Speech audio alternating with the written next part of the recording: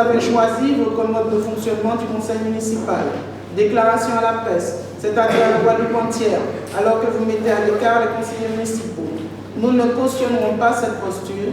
Nous quittons donc ce simulacre de démocratie. La liste bâtie. De pouvoir intervenir sur des propos préliminaires, je ne vous permettrai pas de le faire, je vous le ferai en fin de séance. Ça, c'est la première chose.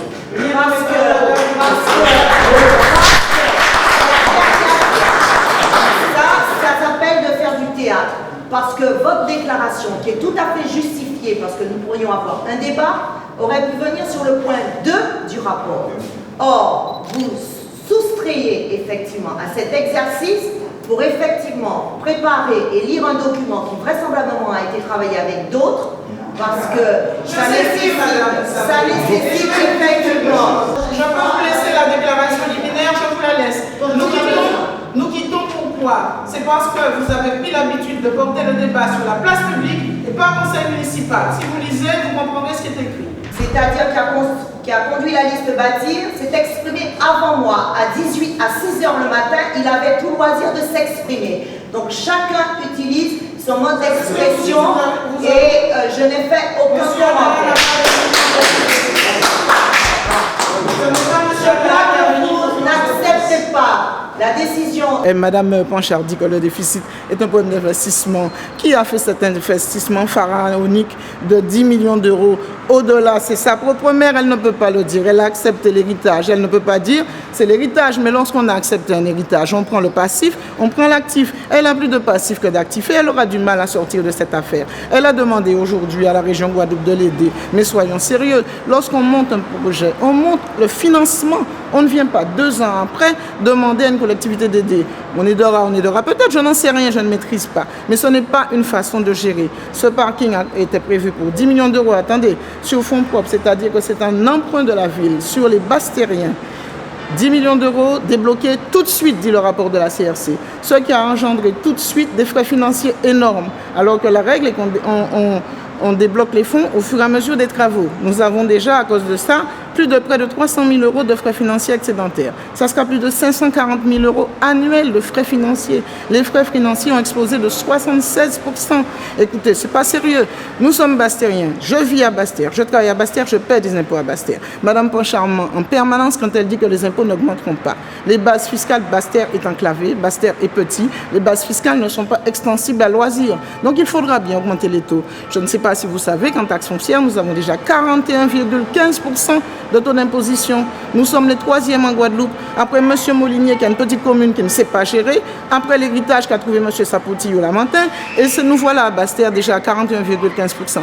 La taxe d'habitation qui était un petit peu maîtrisée. Pourquoi? Parce que Madame Michaud, à l'époque, savait pertinemment que la taxe d'habitation est payée par les contribuables qui payent de l'impôt sur le revenu. Donc ce n'est pas un impôt qui va ramener tellement d'argent. Moi, je laisse l'opposition dans sa démarche. Je trouve particulièrement irresponsable son attitude. Vous savez, une fois de plus, ils ont démontré qu'ils sont des mauvais perdants.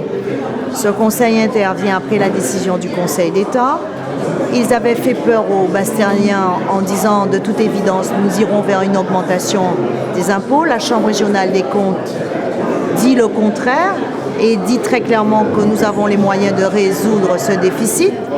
Au lieu de travailler et de jouer le rôle qui est le leur, parce que je rappelle qu'ils ont été élus aussi par une partie des Bastériens, ils pratiquent la politique de la chaise vide, parce que l'opposition est dans une démarche sectaire.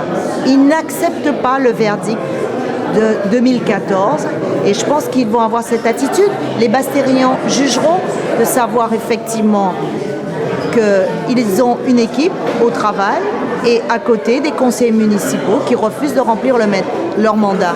Moi, je suis élue dans une assemblée où je suis membre de l'opposition, j'exerce mon mandat et je participe aux travaux de cette assemblée et je ne considère pas que parce que je ne fais pas partie de la majorité, je dois me retirer des instances. Bien sûr, la Chambre conforte nos préconisations lorsqu'elle dit qu'il faut se limiter à des investissements strictement nécessaires, nous l'avons dit. Lorsqu'elle envisage effectivement de mettre en place une rationalisation des moyens de la ville. Nous l'avons commencé lorsque nous avons annoncé que nous allions vendre une partie de ce patrimoine. Elle considère que c'est un moyen pour aller vers ce redressement. Moi, je n'ai aucune inquiétude et je crois que les Bastériens l'ont bien compris. Vous savez, lorsqu'on voit la situation de d'autres collectivités avec des déficits largement supérieurs à celui de Basse-Terre, parce que Basse-Terre, c'est vraiment un déficit d'investissement parce que cette ville n'a pas été aidée, je dis qu'aujourd'hui, les Bastériens doivent nous faire confiance comme ils l'ont toujours fait et qu'il n'y a aucune inquiétude à avoir. Maintenant, je laisse l'opposition à ses postures. Elle veut à un moment donné jouer au théâtre, mais le conseil municipal n'est pas le lieu pour ça. Il faut respecter les institutions. Et le parking peut être une chance. Aujourd'hui, le parking pèse dans le budget de la ville. Le parking a fait perdre cette capacité d'autofinancement que nous n'avons pas. Mais demain, le parking peut être une chance, parce que le parking peut apporter des recettes non négligeables. C'est la raison pour laquelle nous avons fait voter ce soir le principe d'une délégation de service public, parce que nous n'avons pas droit à l'erreur, nous n'avons pas le droit de nous tromper, nous devons avoir la meilleure gestion possible pour faire en sorte que cet équipement retrouve toute sa place au niveau des finances publiques de la ville. Mais de toutes les façons, le FCTVA va apporter une recette de plus de 1,6 million à la ville. C'est méconnaître le principe budgétaire. Mais on voyait bien que Mme Richard, qui était venue en l'absence de M. Attala, qui visiblement ne voulait pas avoir l'exercice avec moi, avait juste pour mission de lire un document qu'elle n'avait pratiquement pas préparé elle-même, parce qu'il y avait des contradictions dans ce qu'elle pouvait dire. Donc ce n'est pas très grave. Il y a une majorité aujourd'hui au travail, c'est ce qui est important. C'est toujours regrettable. Je dis simplement, globalement, les festivités de juillet à Basse-Terre se sont passées dans un bon climat. Il est certain qu'à proximité, dans une commune avoisinante, il y a eu un drame, malheureusement, mais nous sommes très vigilants et j'invite effectivement la population à faire très attention, parce qu'il suffit de rien pour que la situation dérape. En tout cas, nous veillons, mais Basse-Terre est une ville tranquille, et on l'a vu samedi soir, il y avait beaucoup de Bastériens, mais il y avait des Guadeloupéens de toutes les communes qui étaient présentes, et on a montré une très belle image de ce chef-lieu. Et moi, j'étais très fière de représenter la ville samedi soir sur l'esplanade.